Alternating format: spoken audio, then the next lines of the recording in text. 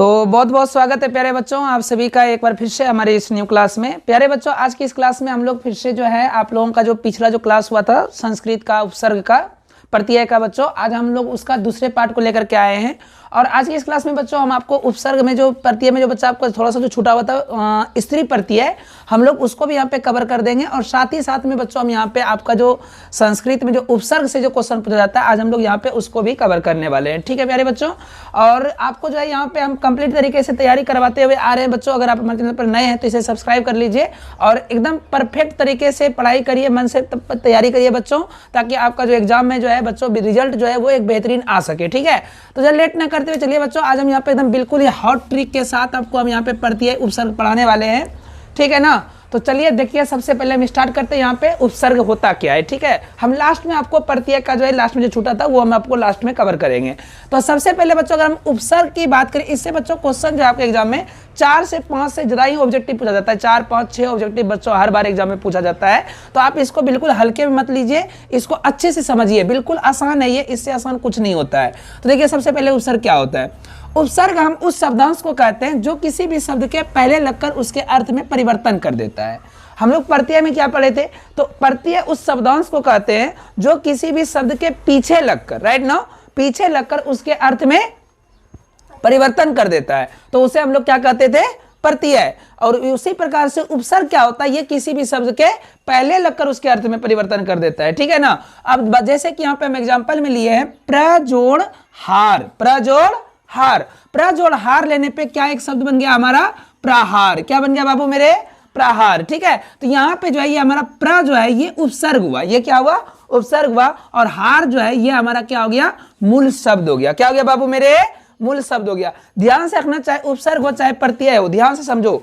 अगर किसी भी शब्द में, ठीक है, किसी भी शब्द में यदि उपसर्ग लगेगा ना, तो उपसर्ग के बाद वाला जो शब्द होता है वो उसका मूल शब्द होता है, उसका एक अर्थ निकलेगा। क्या निकलेगा, अर्थ निकलेगा। लेकिन जो उपसर्ग लगा रहता है इसका तुम अर्थ को खोजोगे तो इसका कोई अर्थ नहीं निकलेगा। लेकिन जब ये किसी शब्द में लग जाता है तो वो एक अर्थ सार्थक शब्द बन जाता है। ठीक है ना, समझा नहीं। यही सेम चीज होता है किसमें, प्रत्यय में भी होता है। प्रत्यय किसी शब्द के पीछे लगता है, ठीक है, और जो शब्द के पीछे लगा उसका कोई अर्थ नहीं है, लेकिन जो उसका जो मूल शब्द है उसका अर्थ होता है। लेकिन जब दोनों मिल जाता है, जो नया शब्द बन जाता था हमारा, उसका फिर एक अर्थ बनता था। ठीक है ना, तो ये चीजों को ध्यान में रखना है। अब यहाँ पे चलो देखो ध्यान से, उपसर्ग में समझते हैं हम। उपसर्ग जो होता है टोटल संस्कृत में कितने होते हैं, 22 होते हैं। कितने होते हैं चला, 22। ठीक है ना। जैसे कि कौन कौन सा उपसर्ग होता है यहाँ पे ध्यान से समझो। पहला होता है अव, अनु, सम, अप, परा, प्र, निस, नीर, दुस, दूर, वी, आंग, नी, अधि, अपि, अति, सु, अत। ये सारा हमारा क्या है बाबू, उपसर्ग है। क्या है ये, उपसर्ग है। ठीक है ना। अब ये उपसर्ग का हम लोग शब्द को देखते हैं। ठीक है, ये कैसे शब्द को परिवर्तन करता है। ठीक है, तो जैसे कि यहाँ पे हमको एक एग्जांपल दिया जाएगा कि बाबू मेरे बताना अवकाश में कौन सा उपसर्ग लगा है। तो ध्यान से समझो, अब में जो है देखो, अगर यहाँ पे ध्यान से हम एग्जांपल के लिए हम यहाँ पे समझाते, देखो जैसे बोलेगा अवकाश में कौन सा उपसर्ग लगा है, तो ये चीज कंफर्म रहना, जब उपसर्ग पूछा है तो आगे वाला ये शब्द होगा। तो अब ना तुम इसको तोड़ के देखो, जैसे कि यहाँ पे जो है हम अगर ओ को तोड़ते हैं तो बाकी क्या बचता है, वकाश। क्या बचता है, वकाश, सॉरी, हाँ, ओ अगर हम तोड़ देंगे तो क्या बचेगा, इधर में क्या बचेगा, वकाश बचेगा। लेकिन अगर हम अब को तोड़ देंगे तो इधर क्या बचेगा, काश बचेगा। क्या बचेगा, काश बचेगा। अब देखो ध्यान से, अब तुम लोग कहोगे सर ये भी तो उपसर्ग हो सकता है, ये भी उपसर्ग हो सकता है, लेकिन अभी हम थोड़ी देर पहले क्या बताए थे कि इस वाले शब्द का मीनिंग निकलना चाहिए, इस वाले शब्द का मीनिंग निकलना चाहिए, और बाकी का इधर जो शब्द बचेगा ये इसका मीनिंग नहीं निकलना चाहिए, तभी वो हमारा क्या कहलाएगा, उपसर्ग कहलाएगा। यहाँ पे वकाश का कोई मीनिंग नहीं निकलता है, तो यहाँ पे इसका मतलब है कि ओ इसका उपसर्ग नहीं हो सकता है। लेकिन अगर हम अब का बात करें तो यहाँ काश को अलग कर देते हैं। काश का एक मीनिंग, एक सार्थक शब्द होता है, काश होता है कि नहीं होता है, तो इस वजह से यहाँ पे अब हमारा क्या हो जाएगा, उपसर्ग हो जाएगा। समझ है ना, इस प्रकार से तुम लोग को छांटना है। तो अब से होने वाले शब्द देखो कौन कौन सा एग्जाम के लिए इंपॉर्टेंट है। ठीक है ना, इसको ध्यान से समझना है। अब से होने वाले शब्द कौन कौन हो गए, अवतारः, अवकाशः, क्या है, अवतरणम है ना, अनवनत है, क्या है, अवनत है, क्या है, अवनतः। तो ये सारे ही शब्द में तुम ध्यान से देखो, अब हमारा क्या है, उपसर्ग है, नत अलग हो गया, अब हमारा क्या है, उपसर्ग है। ठीक है ना, तरणम क्या हो गया, एक मूल शब्द बन गया हमारा।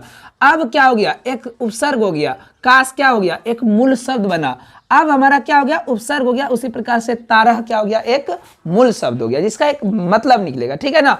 अब चलो अनु में आएंगे, तो अनु से देखो होने वाले शब्द कौन कौन से होंगे, अनुभव, अनुचर, अनुदिनम, अनुवर्षम, है ना, अनुवर्षम। तो ये सारे हमारा क्या है, अनु से बनने वाले शब्द है, अनु उपसर्ग से बनने वाले शब्द है। उसी प्रकार से सम से बनने वाले शब्द देखो, संस्कृत, संस्कार। देखो यहाँ मोह में हलंत जब रहता है तो इसका जो मात्रा जो बनता है वो अनुस्वर का बनता है। किसका बनता है, अनुस्वर का। तो देखो यहाँ सो हुआ, यहाँ सो आ गया, ये मोह का हलंत का मतलब यहाँ क्या आ गया है, अनुस्वर आ गया। क्या चला, अनुस्वर। तो सम का क्या हो गया, संस्कृत बन सकता है, संस्कार बन सकता है, संयोग बन सकता है, संतोष।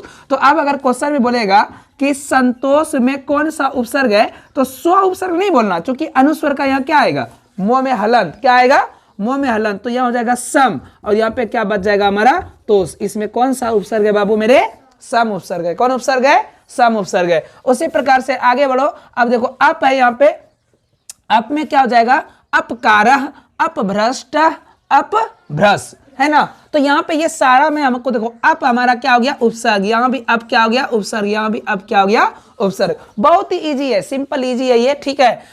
आगे देख लो, यहाँ पे परा है, तो परा में क्या हो जाएगा, पराभावा हो जाएगा, पराजय हो जाएगा, है कि नहीं है। तो ये सारा हमारा क्या हो जाएगा, पराप्रति है, परा उपसर्ग से बनने वाले शब्द हो जाएंगे। उसी प्रकार से यहाँ देखो ध्यान से प्र, देखो परा अलग है, प्र अलग है। परा में परा होता है, पोरो आका होता है, प्र में पोरो संयुक्त होता है, ठीक है ना। तो यहाँ पे प्र से क्या बनेगा, प्रयानाम बनेगा, ठीक है ना। उसके बाद प्रस्थानम बन जाएगा, है ना, प्रशंसा बन जाएगा। तो जो भी शब्दें बनती है जो कि प्र उपसर्ग से बन रहा है उसको ध्यान में रखना है, ठीक है ना। आगे बढ़ जाओ, देखो जैसे निस है, यहाँ देखो स्व में हलंत है, मतलब इसका हलंत का मतलब होता है, कल भी शायद हम बताए थे, आधा होता है। क्या होता है, संयुक्त होता है। क्या होता है, वो संयुक्त व्यंजन होते हैं। जैसे कि कोई चीज में, जैसे कि मान लो यहाँ पे अगर हम टो में हलंत दे रहे हैं तो मतलब ये क्या है, टो क्या है हमारा, आधा टो है। ये क्या है, ये आधा टो है। उसी प्रकार से निस है, तो ये मतलब यहाँ जिस भी शब्द में लगेगा, ये स्व जो लगेगा ये आधा ही लगने वाला है। कौन लगने वाला है, आधा लगेगा। तो जैसे देखो यहाँ पे निस है, तो ये आधा स्व निस लग गया। यहाँ पे देखो ये भी आधा स्व लगाए, निस लगाए, यहाँ भी आधा स्व लगाए, निस लगाए। ध्यान में आ गया बात मेरा।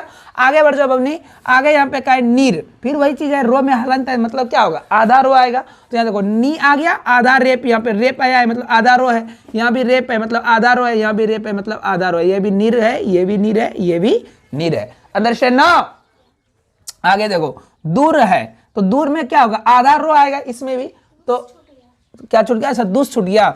दुष्ट देखो स्व में क्या है, आधा स्व है। क्या है ये, आधा स्व है। तो दुष्ट से बनने वाले शब्द दुष्ट, दुष्कर, दुष्कर्म। उसी प्रकार से दूर से बनने वाले शब्द क्या हो जाएंगे, यहाँ रो जो है, यहाँ जो रो जो तुम लोग को दिख रहा है, इसका जो शेष बचेगा वो क्या बचेगा, हमारा विसर्ग बचेगा। क्या बचेगा, विसर्ग, ठीक है ना। जैसे कि हम लोग निर्मल का अगर कुछ बनाते हैं, निर्मल में हम लोग क्या करते हैं बाबू, निर्मल में क्या करते हैं, यहाँ रेप तो है, हम देख रहे हैं कि रो छिपा है। क्या है ये, आधा रो है ना निर्मल में, लेकिन हम इसका जब बनाते हैं संधि विच्छेद तो क्या बनाते हैं, नीह जोड़ मल। मतलब यहाँ पे क्या हुआ कि विसर्ग का क्या आ जाता है, रेप आ जाता है। उसी प्रकार से यहाँ पे विसर्ग मतलब क्या हुआ, रो हुआ, आधा रो हुआ। उसी प्रकार से यहाँ जो ये आधा रो है इसका यहाँ पे क्या आ जाएगा, विसर्ग आ जाएगा। क्या आ जाएगा चला मेरे, विसर्ग आ जाएगा, ठीक है। तो बोलेगा निर्बल में निर्माण क्या लिख दिए थे जी, निर्बल में कौन सा उपसर्ग है, तो कौन सा है, बोलो ना, नीर उपसर्ग है। कौन उपसर्ग है, नीर उपसर्ग है, ठीक है। नो हर्षी का विसर्ग लगा देना, नहीं वो गलत हो जाएगा, ठीक है ना। नी उपसर्ग है, नीर कौन उपसर्ग है,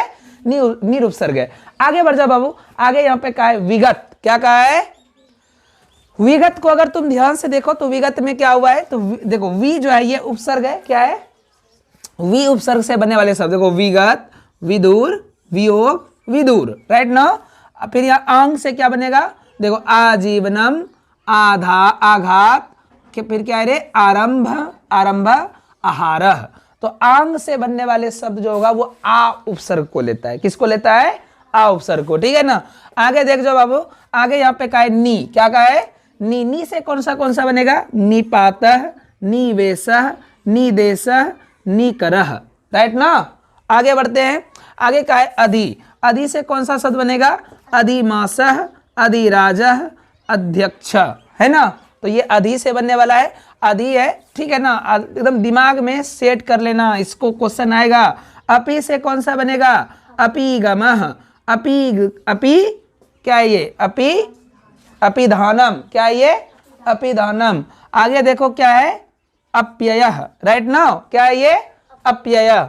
आगे देखते हैं, अगला है हमारा कौन सा प्रत्यय उपसर्ग है, अति। कौन सा उपसर्ग है बाबू, अति। तो अति से देखो क्या बनेगा, अतियुक्ति, क्या बनेगा, अतियुक्ति, क्या बनेगा, फिर क्या बनेगा, अतिरदः, अतिरिक्तः, अतिकर्मणम, राइट नाउ, अतिकर्मणम। आगे देखो सु उपसर्ग से बनने वाले शब्द, तो देखो सुमनः, सुयोग्यः, सुरूपम, सुबोधः, सुलभः, राइट ना। अब फिर क्या है, अत से बनने वाले, उत से बनने वाले शब्द, कौन सा बनेगा, उद्गमम। देखो उत से जब शब्द बनेगा तो यहाँ पे क्या आ जाएगा, इसका दो आ जाता है, क्या जाता है बाबू, आधा दो आएगा। तो उत अगर यहाँ देखो, उत अगर लिखा हुआ है हर्षउत तो में हलंत है, मतलब ये आधा दो का काम करेगा, किसका काम करेगा, आधा दो का। तो उत से बनने वाले शब्द उद्गमम, उद्गम, फिर क्या है, उद्वेगः, क्या है, उद्वेगः, फिर क्या है, उत्साह, फिर क्या है, उत्पथ, है ना। तो ये शब्द हो गया हमारा 18 हो गया। अब शेष 4 यहाँ बचे हुए, 22 उपसर्ग को ध्यान में रखना है, इसी 22 से क्वेश्चन आते हैं एग्जाम में। आगे देखो, अभी से क्या बनेगा, अभिराजः, अभिजनः, अभिभावकः, अभिसारः। फिर प्रति से कौन सा, प्रति उपसर्ग से कौन सा बनेगा, प्रतिभट्ट, प्रतिवादः, प्रतिरूपम।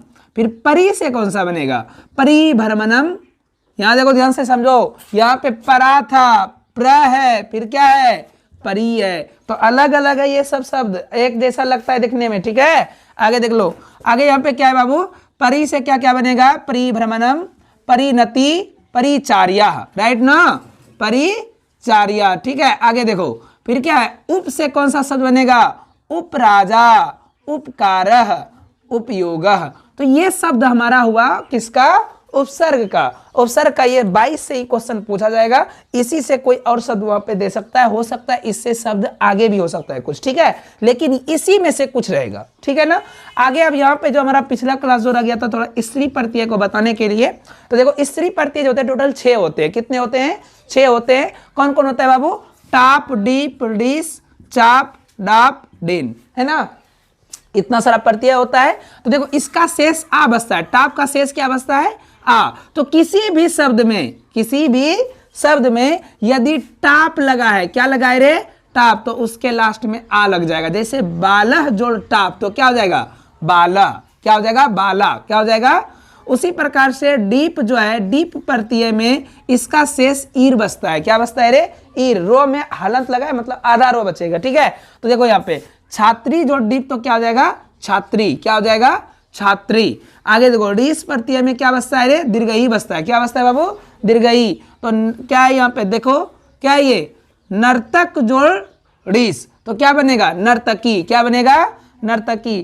चाप में देखो, चाप का शेष क्या बसता है, आ बसता है। तो चाप का शेष आ बचा, मतलब क्या बस, सूर्य जोड़ चापा, क्या हो जाएगा, सूर्या। अगर तुम लोग वो क्लास नहीं किए हो तो जाकर के वो क्लास मेरा कर लेना, वहां पे वो क्लास में स्पष्ट रूप से प्रत्यय भी कंप्लीट समझ में आ जाएगा। आगे देखो डाप क्या है, डाप डाप का शेष क्या बसता है बाबू मेरे, आ बसता है, क्या हो जाएगा, सीमान जोड़ डाप, क्या हो जाएगा रे, सीमा, क्योंकि डाप का शेष क्या बसता है, आ बसता है। उसी प्रकार से डीन का शेष क्या बसता है, हर्षई बसता है। तो निरी जोड़ डीन, क्या हो जाएगा रे, चेला, नारी, क्या हो जाएगा, नारी, ठीक है। तो देखो निरी में भी नारी आ जाएगा और नर में भी क्या आ जाएगा, नारी आ जाएगा। तो ये था हमारा आज का क्लास, प्रत्यय और उपसर्ग हमारा अब खत्म हो चुका है प्यारे बच्चों।